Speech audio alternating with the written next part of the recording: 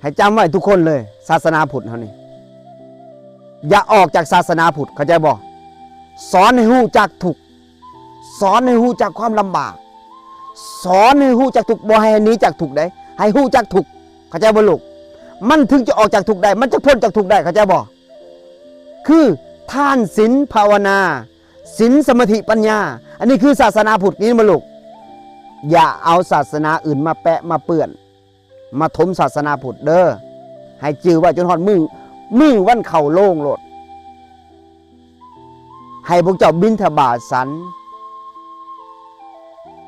ได้สำได้สันสำนั่นยินบ่ลูกเงินบ่มีก็บ่จำเป็นมันเข้ามากก็ใส่บ่เข้าก็บ่จำเป็นต้องใส่เพราะว่าเฮามีบาทเป็นไหหน้าให้เฮาทำมาหากินการขอทานการลดอัตราตัวตนการลดทิฏฐิมานะเฮาบ่มีเกียรติบ่มีศักดิ์ศรีบ่มีวรรณะบ่แบ่งแยกชนชั้นบ่มีเกียรติบ่มียศให้จื้อไว้เด้อลูกเด้อต้องเข้มแข็งถือศาสนา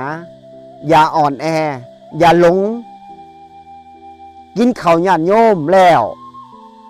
ต้องสอนเขาให้เขาฮู้จักศีลจักธรรมให้เขาบ่มีศีลให้เขามีศีลบ่มีศรัทธาให้เขามีศรัทธาบ่มีสติปัญญาสอนให้เขามีสติปัญญาให้เขาออกจากนรกยินบ่ลูกอย่าหลอกลวงเขาอย่าให้เขาตกนรกยินบ่ลูกให้จื้อไว้เด้อลูกเด้อ